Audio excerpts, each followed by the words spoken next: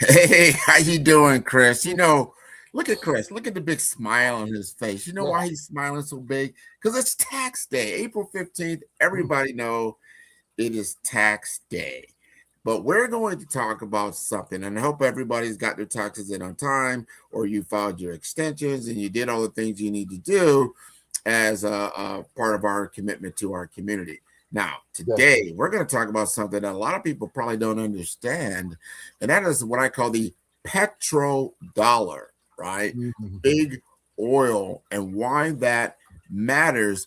Because for generations, much of the world's oil has been bought and sold in US dollars, which has given us a very good standing when it comes to value, when it comes to financial system. But here's the big question: is the petrodollar system still as powerful as it once was? I'm going to leave that with Chris as we begin. You like to introduce yourself, Chris? Yeah, Grant, good to see you and happy to be here. And yeah, I'm happy and excited because this is a juicy topic, right? This is big. It's big. Things I did not know that back in the 1970s, there were some accords. A lot of people knew about the oil embargo. But did you really unpack what was really happening as the U.S. standing in the world economic stage was cemented at that time with the petrodollar? First, Chris, explain to people what is the petrodollar? Well, great. Before we go into this whole thing, I think some background is necessary. Yeah, I yeah, love giving the history, right? So let's back up a little bit and give some of the history because I think there's some misconceptions. yeah. I think the media itself doesn't really understand properly what's happened over the decades. And we got to first shoot way back to World War II, the end of World War Oh, II. wow. We go way After back to World World War War II, II. Okay. right, there was an agreement called the Bretton Woods Agreement. And basically, what that agreement did, it did a lot of things. It talked about a lot of the rebuilding of the financial system after World War II. And it did, to put it in short terms, is it made the US dollar the primary global currency, which it is Mm. still today. Okay. Mhm. And and look, that was in exchange for a lot of US help to rebuild Europe and all these kind of things. That was kind of the thing that went on and was very successful and still has been a very successful approach to rebuilding the financial system that was in a little bit of disarray, as you'd imagine, after World War II, right? Right, right. Okay, so then we fast forward a little bit, and that system allowed the U.S. dollar to be the primary currency for global trade, and as we know, even today, it is still the primary currency for global trade. But you want to talk about petrodollars, you want to talk about the oil, you want to Yeah. talk about the most traded commodity in the world, which is oil, and the highest value traded commodity in the world, which is still oil, right? So Interesting. let's go a little forward. 1973. Now, unfortunately, I remember 1973. We had the first oil crisis, right? This Yeah. never happened in America before, right? All of a sudden, we had lines. The gas stations were closed. There was no gas. And it may sound funny now, but the price of oil went from, ready, $3 a barrel up to $12 a barrel. Wow. Remember those days, the good old days. Yeah, well, I actually had a part-time job pumping gas, and gas at that time was 29, 30 cents a gallon. Yeah, yep. That I was do remember that. Walking up to the corner store, and it was just two digits. It was 0.30 or 0.29, and now what is it? It's 4.29. well, and by the way, it's still cheap. People don't understand that. Go over to Europe, and they're paying double that. Wow, Yeah, that's unbelievable. Yeah. yeah. Yeah, so we take a lot of things for granted, and yeah, no one wants to see prices go up. I mean, especially me, right? I don't want to pay more for anything, but we do have this big advantage over a lot of other places in terms of the price that we pay at the pump. Mm, Okay, so now we're in 1973. right. Oil crisis, prices jump up. The critical part really was supply, right? So in 1974, there wasn't a formal agreement, right? There was more of what I would call a strategic arrangement that started between the U.S. and Saudi Arabia, at the time the major producer of oil, right?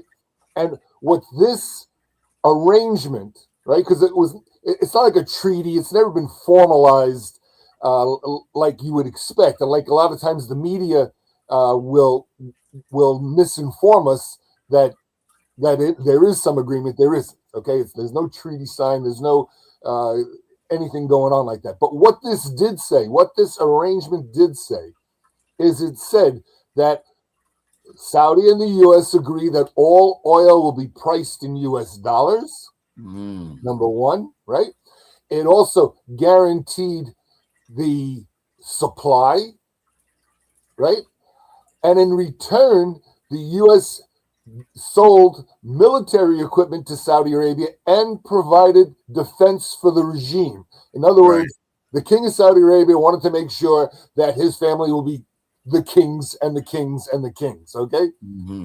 So very good agreement for both sides. And what's interesting is that very quickly after this arrangement was shaped, OPEC, which is the oil producing nations agreement, all agreed to this. Now, over the years, yes, oil has been priced in U.S. dollars, and that's what we call petrodollars, because the other side of this arrangement is that excess funds that these nations of OPEC have, and Saudi was again started this, would be invested into U.S.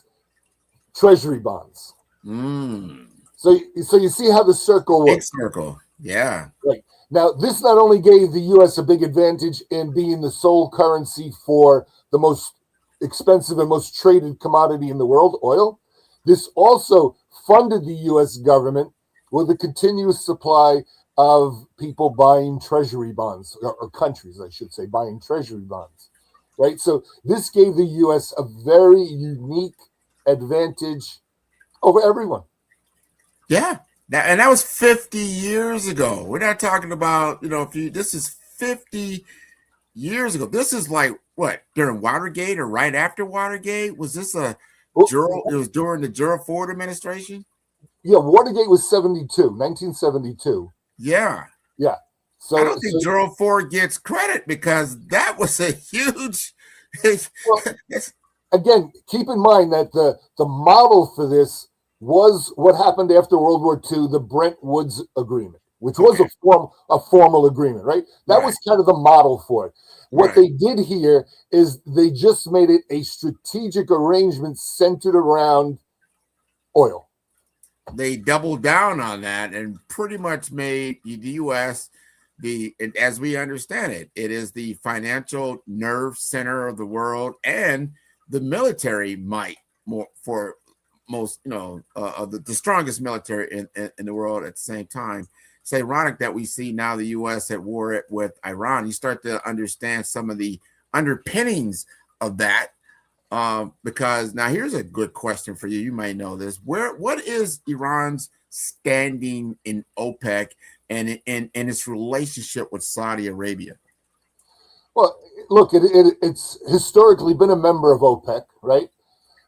And I right now the standing with Saudi is that they don't have a great relationship. There is a relationship, I think there are. You see, you got to look back in some other things too, in my mind anyway, okay? So they're both Islamic countries, right? But in Islam, there's two directions that Muslims go. One is a Sunni Muslim. Right? Sunni Shiites. And the Sunnis are Saudi is primarily Sunni, as most of the Gulf region is. And then there's the Shiites. Iran is Shiites, okay? And the difference goes back into who you believe after Muhammad really is the leader of the religion. And there was a split thousands of years ago. Well, not thousands, but more than 1,000 years ago. Yeah. There was a split. and it kind of went in two directions, right? And the two don't exactly see eye to eye. Although, of course, if it's Muslims against everyone else, they come together. Okay, so that's one of the things. So there's that underlining, you're not like us kind of thing between ideological differences. But just like in the Christian world, you have Catholicism, you got the Protestant world. Absolutely. Right. Yeah, you do. And look, even in the Jewish religion, you have the Hasidics, very Orthodox, right? And you have the more traditional Jewish people, I guess, Yeah. Right? No, there's divisions and all of that. But what it comes down to is that now, because you see this, I did not realize that, and I don't think a lot of Americans realize that petrodollar world, that this is what gives the U.S. such authority. I mean, they've given it. And then you start thinking like petrodollar. We've talked about stable coins and things like that, the U.S. Treasury. And then you start to see how this is cyclical and maintained. And then when there's discord or disorder, or you start to have other underpinnings trying to challenge that rule. Like right now, you've got China, Russia, Brazil, kind of like, hey, we're starting to challenge that that arrangement, as you just put it. Grant, I wouldn't characterize it as cyclical, right? It's been pretty steady. There really hasn't. There's been cycles on the prices and prices going, but the method, the process has been very steady. Now, keep in mind again, and I'll repeat it: there is no formal agreement, right? This is an arrangement, okay, that everyone agrees to. Saudi Arabia, as OPEC, also is not explicitly required to sell only in oil, and Saudi Arabia in dollars. Right. Yeah. Saudi Arabia themselves have sold oil in British pounds, for instance, on occasion. Okay, but it's few and far between. Now, when you start talking about China in particular, and now you're taking some steps past the petrodollar and going into the BRIC countries and the BRIC Bank and how they're looking to and have built an economy that is not based on the U.S. dollar, right? It's small, but it's done, it works and everything. Okay, the first formal arrangement of oil being sold in a currency other than U.S. dollars was some years ago, maybe it's 10 years ago now, when China and Russia put together an oil agreement where China would buy Russian oil and Russia would accept Chinese renminbi. Okay, and there's a similar arrangement with Brazil, and it's beyond oil. It's general products. It's interesting. Brazil exports quite a bit to China. Yeah. One of the big exports are chicken feet. Really? Yeah. Interesting. Chicken feet, and Brazil is also a major producer of chicken. Okay, so kind of makes sense, right? And that's priced in renminbi also. Now, keep in mind, China has kind of two currencies, right? Internally, domestically, the yuan, and then for international business, they use the renminbi. But they're priced the same. They're interchangeable. It's not like there are some Cuba, for instance, has two different currencies, right? And one is local currency, which has a big discrepancy in value from the international currency that the government. This is interesting stuff. We're gonna take a quick break. We're gonna come back. We're gonna go deeper into in these petrodollars and how it really affects world economies and where it sits, over time. And this is important knowledge. We need to understand. I always call it the monopoly board. You got to understand these these are the key drivers. So you can get beyond the news headlines that always are sensationalizing this and this and this and that, but to truly understand the playing field, and then you get a better understanding of why some certain things are happening. So we'll be right back. I used to watch BET, MTV, VH1, now I watch Tempo. Soca, Calypso, Reggae Dancehall. Don't stall, better get tuned in to the tempo. Don't have cable, they got an app. Go to your app store, download that. Whether it's tourism, cuisine, or the social scenes, if it ain't Tempo, it's a rap. Who got the Caribbean views? Tempo. It's the latest in Caribbean news. Tempo. You tryna cook Caribbean food? Tempo. You know they got the music videos too. Tempo. Who got the Caribbean views? Tempo. It's the latest in Caribbean news. Tempo. You tryna cook Caribbean food? Tempo. You know they got the music videos too. Tempo.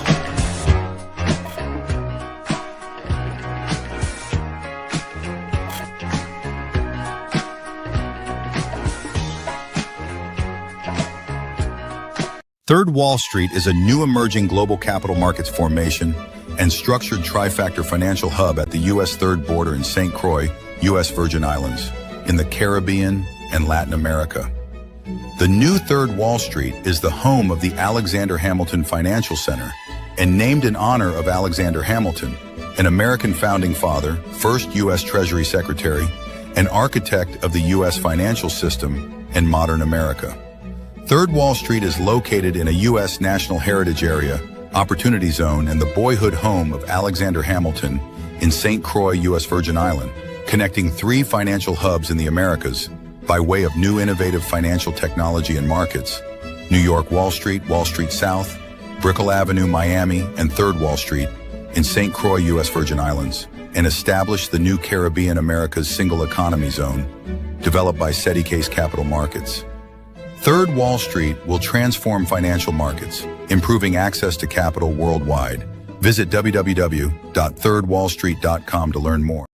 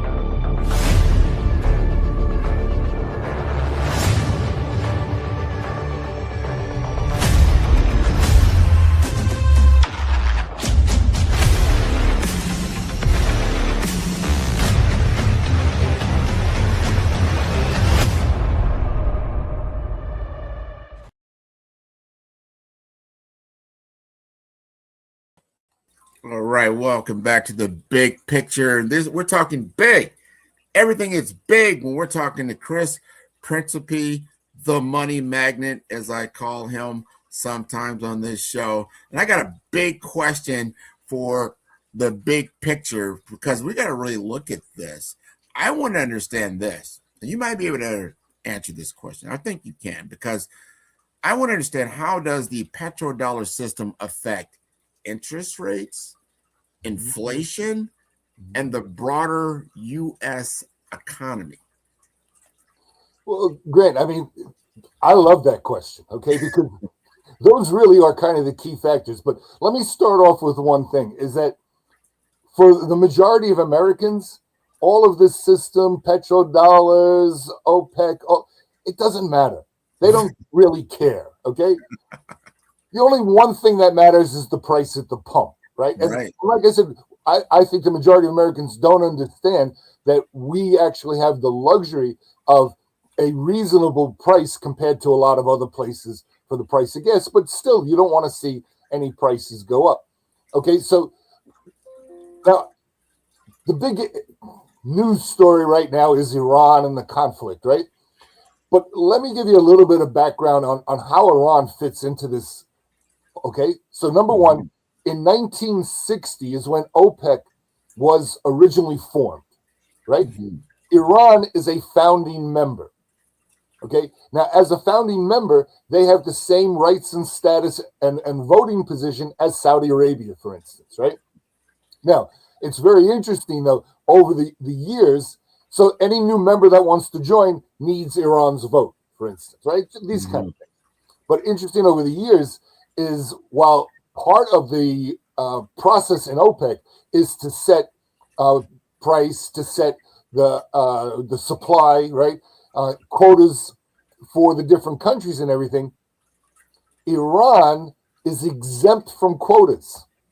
Oh, interesting. Okay. Right, kind of interesting. Now that started because of the financial sanctions that were put onto Iran. So that's how Iran got that non-quota price. And of course the fact that they have no quotas doesn't make it that easy for them because the sanctions prevent them from selling in US dollars, right? So that's kind of the balance, let's say, with that. So it's really interesting that what we're seeing today with Iran still looking to ship oil. Look, they're selling oil in a lot of different currencies, including crypto. Right. I'm not surprised. Yeah. No, you can't be surprised. And look, they just demonstrated that by saying that, if a ship wants to go through the Strait of Hormuz, you have to pay a fine to Iran, and you pay that fine in crypto. Interesting. Yeah. Yeah. Well, and look, they want to make sure nobody can get in the middle and hold their funds and freeze their funds and everything.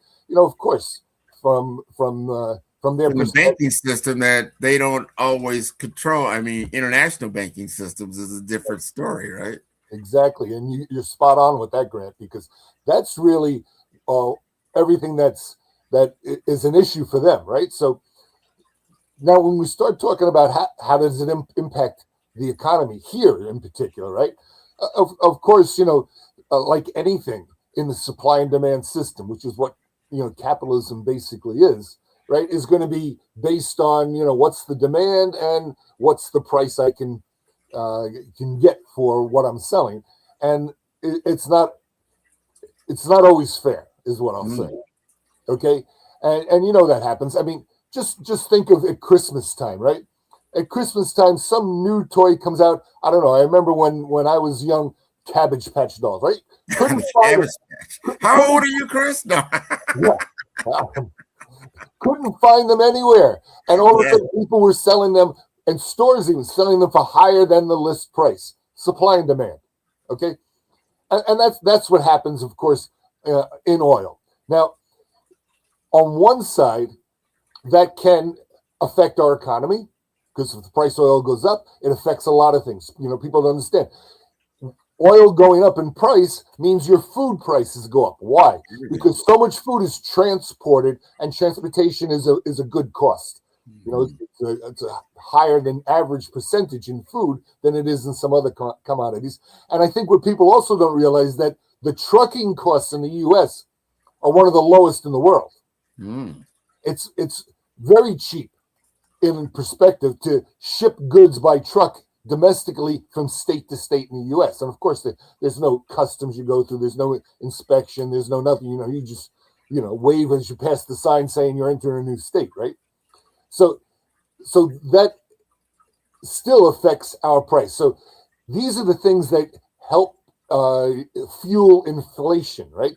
So as these prices go up, the big thing: oil price, food prices, home prices. These are the big things, right? Big inflation, it's a cyclic, talking about domino effect, right? Right. And that's kind of that whole thing when you start talking about inflation. But what you don't see, and what people I'm sure don't really realize and understand, is that at the same time, because oil is primarily sold in US dollars, and because those economies, those countries that have surplus funds due to the sale of oil, reinvest them back to the US in treasury bonds, it makes our financial system very strong, because there is this wall of demand for US dollars. Give you an example.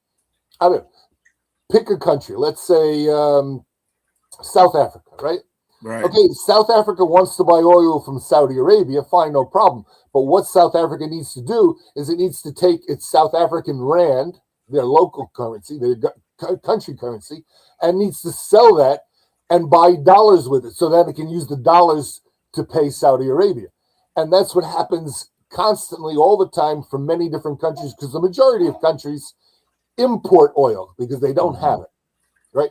And especially when we look at our, our really the region close to our heart, which is the Caribbean, these are all islands, and most of them import really almost everything. I mean, there's some island countries that import drinking water, right? So it's a big thing, the transportation cost and having to get US dollars to buy a lot of these things. Now, of course, you have countries like Trinidad, which is an oil producing nation and gas producing nation. So that's, the other side of it, right?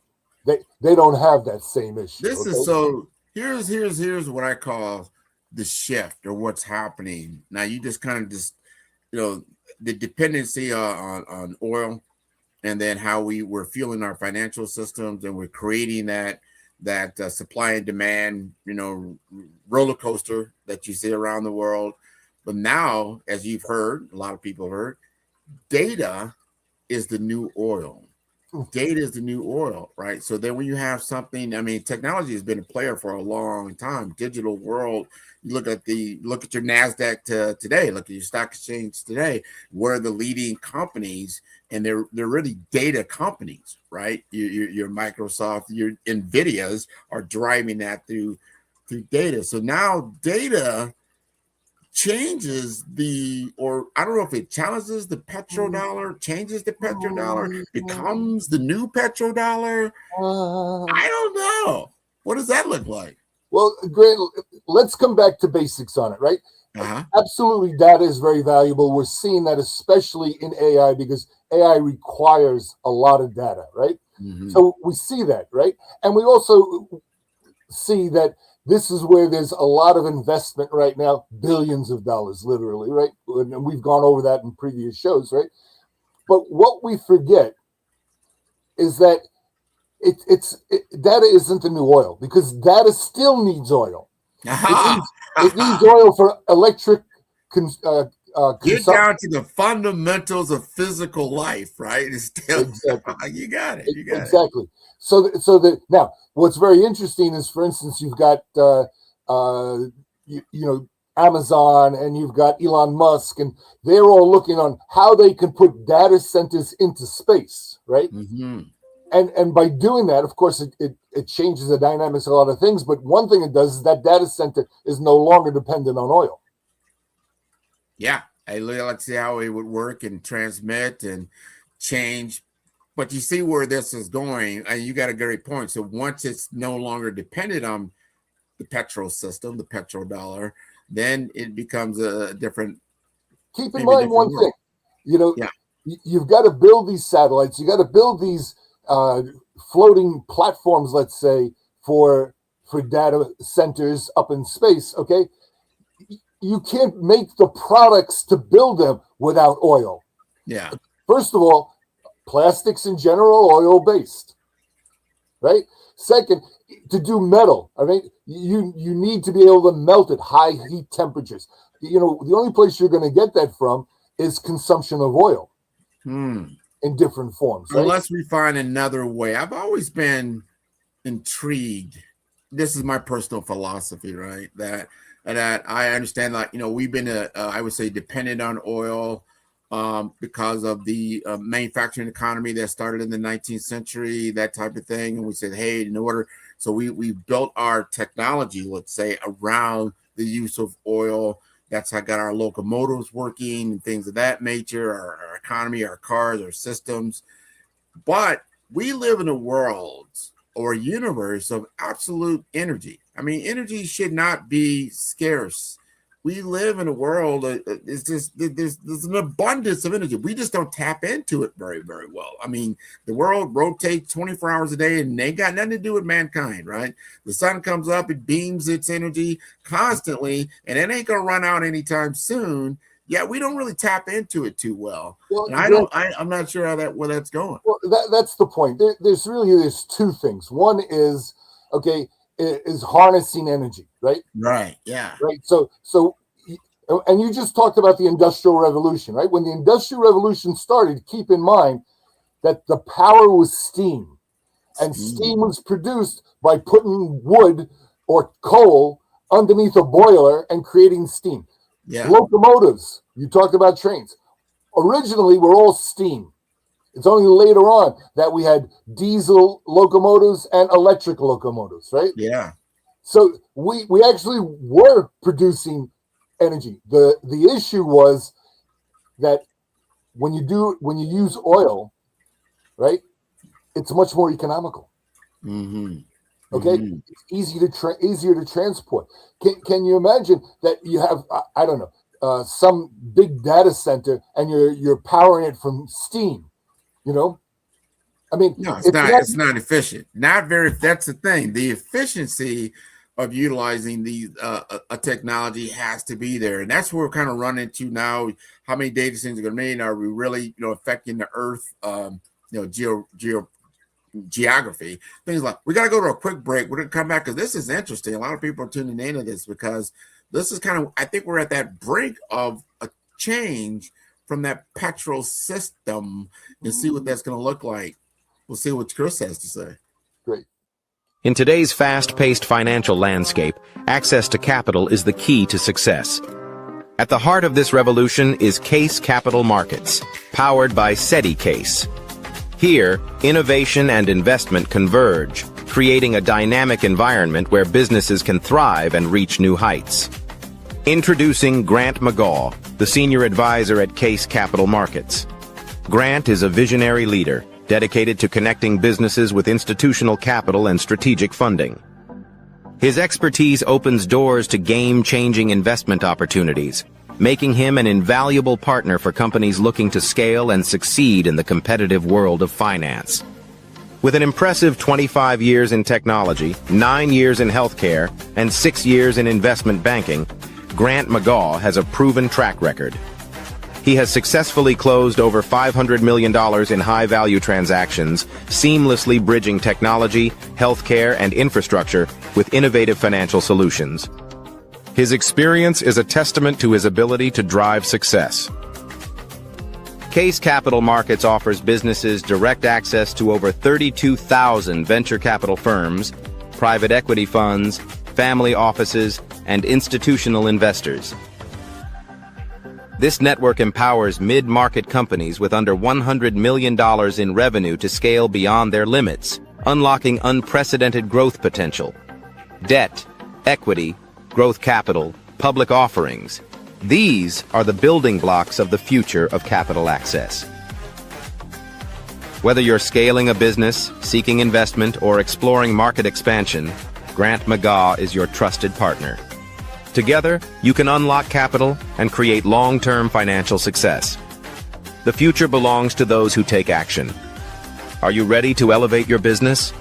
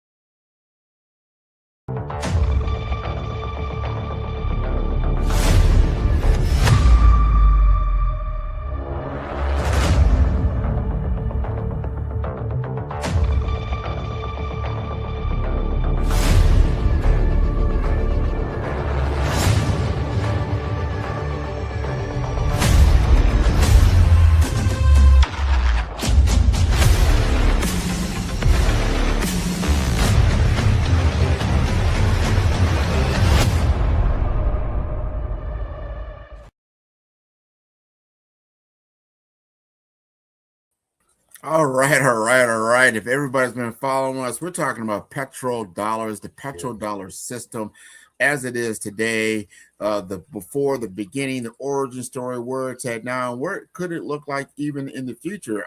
And we're getting down to, we just left for break, and we were just talking about some of the bigger threats to the petrodollar system today. Is it de-dollarization? Is it the BRICS, or China, or digital currencies, as we just talked about, or shifting energy markets? And I know I got Chris's attention because he was ready to just go in there. So, Chris, what you got to say? Well, Grant, it's a tremendously interesting topic, but again, it's one that most Americans don't really care about because I don't care. It doesn't really affect our daily life except for, again, the impact of the price at the pump, right? But, okay, if we go back a little bit, is keep in mind that OPEC started off in 1960 with 13 countries. There's 13 members of OPEC. The U.S. has never been part of OPEC. That's one thing that we need people to understand clearly. And the U.S. hasn't been part of OPEC for a couple of reasons. One of the main reasons is that we have private oil companies. In OPEC, those are governments that control their oil production and supply. Mm-hmm. Okay? But we believe in the private market, and the U.S. government doesn't. It stores the strategic reserve, as they call it, of oil, but it doesn't produce or manufacture or control production or supply of it, mm-hmm. right? And then, when you fast forward to 2016, that was when what's called, excuse me, OPEC Plus started. Okay. And what happened is OPEC opened the doors and allowed some other countries to come in and participate. So it's very interesting if you look at the countries that are not part of OPEC also, okay, because that's a determining factor. So in OPEC, you have Saudi Arabia, you have Kuwait, you have the United Arab Emirates, you have Iran, Iraq, Venezuela, right, and a few others, okay? Who's not in OPEC? Mm-hmm. The number 2 oil producer, which is Russia. Mm. Mexico is not in OPEC, right? Even the Middle East countries, Bahrain and Oman, are not part of OPEC, right? I think that might surprise a lot of people. Yeah. Yeah. So you see how it's kind of interesting. So you kind of have these two worlds, and in the non-OPEC world, right, they are looking to sell primarily in dollars, of course, because it's the most convertible, most liquid, safest currency out there. But they will accept other currencies. Mm-hmm. Okay, and now as we're hearing about Mexico supplying oil to Cuba and with their crisis that's going on, Mexico is accepting other currencies.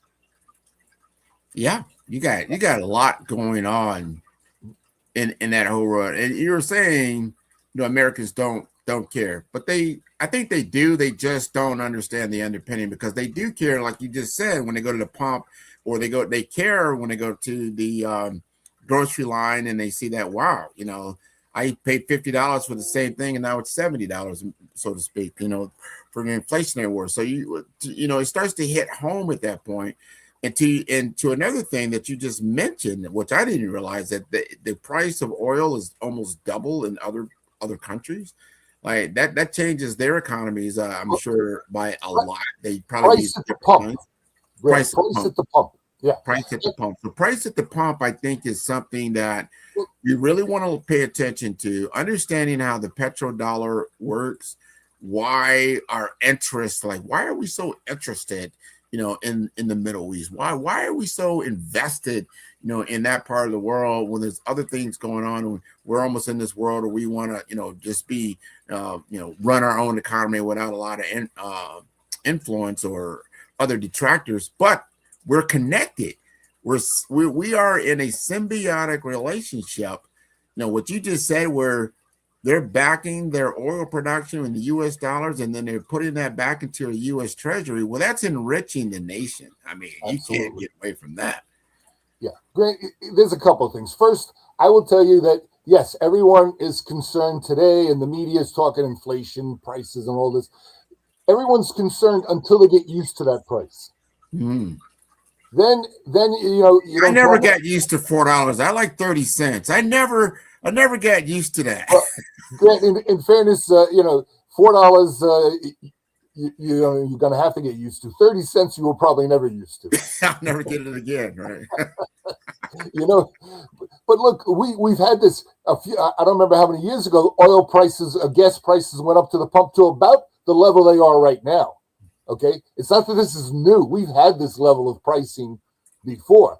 right? And they came down and they stabilized. You know, anytime the price stabilizes and people accommodate that based on their income and what they buy and everything, it doesn't become an issue anymore.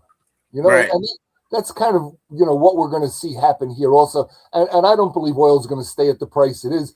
Although, you know, my pet aggravation with it is that the gas in the gas station is not the price that they're charging us at the pump. Right? Yeah, it's speculation, or they can raise the price, you know, whether they're in a pinch or not. Me, there's one word, and it's price gouging, right? Thank you. But they're doing it, you know, in kind of a quiet way, right? And they have a great reason. That's the main thing. When you want to price gouge, you need a great reason, right? Now, what we're going to, and if you're watching the price per barrel of crude oil, right? Mm-hmm. It has come down. It's under $100 a barrel now. Okay. Did you see the price at the pump come down? It was amazing. No, I'm not seeing that. Like, no, they got other things. You know, it's because now what they say is, oh, well, the price has come down. It will take a while before that price gets to the pump. But when the price goes up, it's at the pump the next day. So, you know, it's the little guy that gets squeezed over and over again. No matter what, it's the person that has to pay that price at the pump. You don't have the controls. You're not turning on and off the spigot, right? You're just at the other side of that, and somebody else is turning it on. You have to depend on somebody else's morality, their ethics, their reason, their you know, what's pressuring them today. I don't know, but they said, well, we can get away with this, so we do. But I think there's always a check and a balance at some point in time. We'll see what that all looks like. But this is how the world economy is propped up. Petrodollars. It really got my attention on how our economies of scale are maintained, you know, constantly. And oil, to your point, is like, and you said a word that I don't think I even realized. It is the world's, from a commodity perspective, it is the largest commodity that's traded. Is that correct? Yes. Wow. The number one traded commodity in the world based on value. Based on value. More than gold, more than electricity, more than food, right? Food. Oh, yeah. Well, you got to remember, it's not fair to say food because food is not a commodity. Individual items are, right? You know, corn is a commodity, right? Okay. Soybeans are a commodity. Okay. But not all food is a commodity. Right. Okay. Is this how you want to tomato that, right? Yeah. But Greg, to me, this comes back to a bigger thing you and I have talked about before, which is these, to me, are more mechanisms on making sure that people go to work. Right? Gotta go to work. Gotta go to work. Okay? Yeah. And we got to go to work, especially not for the things we need, but for the things we want. Yeah, or the things they put in front of you to want, right? Or creating, you know, that cyclical awareness. Like I said, you got to put you in debt, because if you're not in debt, you're not really participating in the financial system the way I would like you to, right? Exactly. That, and I think that rings true everywhere, and you know, especially here. Maybe that's the reason, Chris. Maybe I think we just answered our own question. Like, why is that price at the pump? Why doesn't it reflect? He said, because I need you to go to work. I can't do that. You wouldn't go to work. To me, this is like the underlining foundation of the financial system. How do we make sure people go to work? You know, and that goes hand in hand with we need them to want things they don't even know they want. So that we got to make sure Chris goes to work. He has too much leisure time. No, he needs to go to work. He needs to have some sweat equity into the. It's not sweat equity. It's not. He doesn't need sweat equity. He needs debt. He needs debt. Transferable debt. I hope. Is it transferable? But believe me, I don't want your debt. Hey, you know, that's crazy. I don't want to go to another quick break, Chris, and then we're going to wrap this up, because this is, again, it's very, very interesting around these petrodollars, these agreements that go on between countries. And this, again, it's been going on for 50 years. It's not, it wasn't just last week. It's been going on for a long time. But it when you start to see the underpinnings of why things happen, certain wars are happening or skirmishes. You talk about Venezuela, why Venezuela? There's despots all over the world, but we're going to pick on this guy because, he's sitting on a little oil, right? And some other things. So we'll talk about these things when we come back. Follow the Brand TV broadcast host, Grant McGaugh, as he visits with top executives and entrepreneurs to find out their secrets of success with their personal brand. Follow the Brand TV broadcast host as he focuses on brand development to build better relationships, bring value to your business, relationships, and career. You will enjoy listening to each episode that is tailored to speak to you directly. If you're looking for this type of clarity in terms of building your brand, you have tuned into the right station. Each episode will help you to shape a conversation in the 5-star BDM network of 20,000 professionals and become a springboard for your corporate engagement and business opportunities. Each guest will frame their story in the areas of personal branding, business development, career development, financial empowerment, and technology innovation. Grant McGaugh explains why he is the CEO and owner of his own professional career. Grant is an accomplished business leader and entrepreneur who wants to give back to individuals to grow their personal brand strategy. Tune in as he weaves his story about new possibilities, while to you exceed expectations. If you love storytelling, this show will make for fun. Welcome to our TV network, your ultimate destination for all things exciting and essential. From mouth-watering food to the latest in fashion, health, education, music, movies, and news, plus thrilling sports and breathtaking travel. Our TV network brings it all to you. Tune in today and experience the best of every world, all in one place, rtv.network.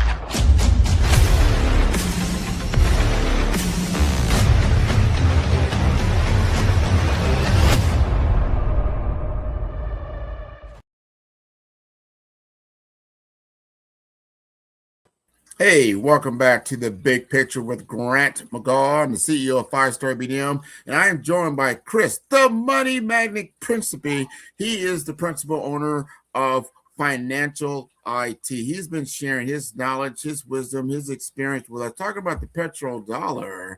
And Chris, we got one final question. I got to understand this because looking ahead, is this petrodollar system declining? Is it evolving? Or is it simply being misunderstood by the public?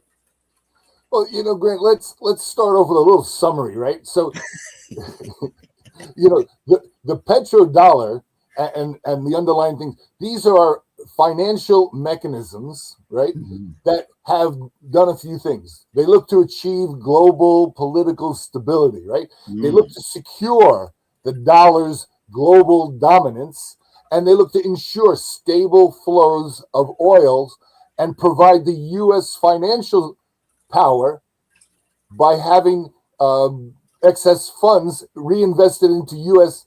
financial instruments, primarily treasury bonds, right? So that's kind of the summary. And it's a system that, as we've seen, has worked well for a lot of years, right?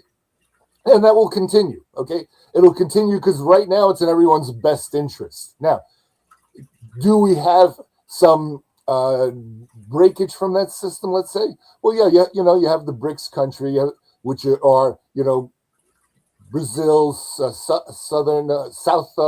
Africa, Russia, China, right? So and India. So you have them, and they're doing trading and they're buying and selling things on their own, but it's not to the extent or to the size or the magnitude of the global trade economy, right? Mm-hmm. The dollar still dominates 60-70% of all global trade, maybe more. Now what's interesting is, let's talk about going forward a little bit, right? So if we look at going forward, we see that the movement of money is changing, right? Mm-hmm. Okay, so we're less dependent, let's say, on the banks and that international finance structure that's been in place, and we're now embracing some new things, primarily stable coins. Mm-hmm.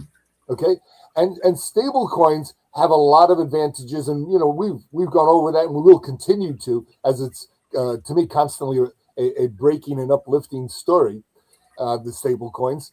But it gives countries a chance to buy stable coins, to use that for purchases, mm-hmm. and we're going to see that it will move into the oil space. But keep in mind that the bulk of stable coins are backed by U.S. dollars. Yes. And the companies that issue these stable coins back that money back into U.S. treasuries and bonds and treasury notes, primarily treasury notes, which are a little bit different because treasury notes are short-term and liquid. They trade like cash. Okay? Bonds are a little longer term and they trade, but they don't trade as quickly as cash, right? So the U.S. and kind of unintentionally, I would say, I wouldn't say that this was a government intention that stable coins would come out and come up, right? Unlike the petrodollar, which was our government making different arrangements, okay? Because there's no petrodollar treaty, right? It's arrangements, it's understandings, it's market practices, and our government years ago did a very good job on that. I don't think that they knew, saw, or understand the stablecoin and but the stablecoin market understands that the U.S. dollar is still the most liquid and most stable currency. So that's why we're seeing well over 90% of all stablecoins backed by U.S. dollar. I got a question, if you don't mind, Chris, to break into that thought, because there's one thing that during this whole discussion is still kind of like I still have questions about, and that is, why would a Middle Eastern oil exporting nation historically been willing to reinvest their dollar surpluses back into a foreign country in the United States with a different ideology or religious standpoint than their own? But they do this. Why would they do that? Well, Grant, there's really just one word, and it's the basis of the whole financial system. It's risk. Okay? R-I-S-K, risk. Yes, Less risk. Less risk. Okay, now keep in mind, the other side of these agreements, arrangements, different understandings, market practices, right? All of those things that are in place are also based on the fact that there is promises from the U.S. to supply military equipment and other things, to supply support, to supply security guarantees to these oil producers, right? Is that why Trump got a plane? Is that well, the country of Qatar sent him a plane, yeah. So. and they get a military envoy or something. I mean, there's got to be some more there, right? Yeah, and I mean, keep in mind though, Putin gifted North Korea with a beautiful luxury, bulletproof, bomb-proof limousine. Okay, so you gotta have those things. Gotta have those. You know? Everybody should have one. Well, by the way, here in the U.S., there's a lot of companies that you can send your Mercedes to, and they will bullet and bomb-proof it for you. I gotta get one. I gotta get one.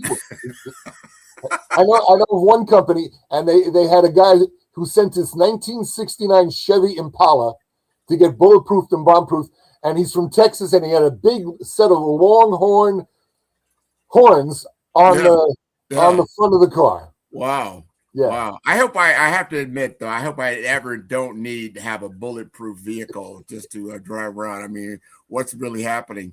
But okay, now you've answered the question. Also, let me give you another little side point, right? Down in Georgetown, Guyana. Yeah. Back in the 80s and 90s, the mayor of Georgetown was a guy named Hamilton Green, who used to get chauffeured around in a bulletproof, bomb-proof Jaguar sedan.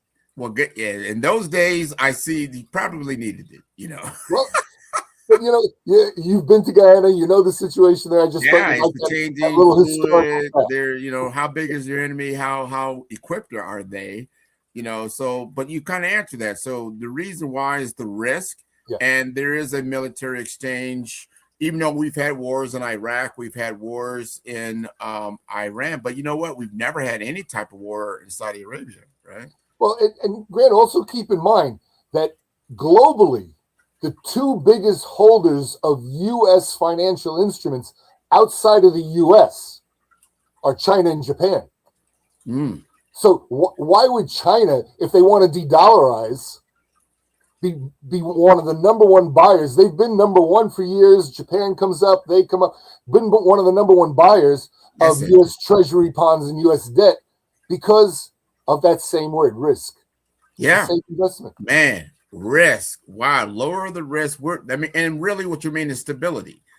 It's stable, right? So there's less opportunity. Like I said, we don't necessarily have to run around and bulletproof because it's stable for the most part. And there's another part to it, Grant. The other part is, okay, let's say that we have a disagreement with China, and let's say that even there's a war, right? Yeah. Well, what happens to all that Chinese ownership of U.S. debt? Yeah. What does happen to it? Does it go away? Do you think the U.S. will still pay the interest on them? No. Yeah, right. Of course. Of course not. Yeah. There's a loss there. Side of risk. That's right. And again, all these different things, kind of weave themselves together to put financial security and a stabilization globally, politically, worldwide. Wow, that's interesting. No, the one word you did not mention, we went through this whole thing. We've mentioned a lot of different, countries, especially in the Middle East. We've talked about Russia. We've talked about China. We've talked about Brazil. We talked about Mexico. You did not mention one word about Europe. I didn't hear anything about France. I didn't hear anything about England. I didn't hear anything about Germany. I didn't hear anything about what you call the NATO nations. Well, Grant, I did make one small mention, which is to say that in Europe, the price at the pump is double what we pay here. Okay. Okay. Fair enough. You need to know anything else? Fair enough. But they have their own block. The EU has its own thing, and what they're doing. That's interesting. I always thought that the English pound and what they were doing, Brexit and thing. I mean, at one point they were the world's economic engine. Oh yeah. Maybe I don't know, when did that change? Maybe after World War II. Maybe that's when they that kind of like America now is the de facto leader of the world.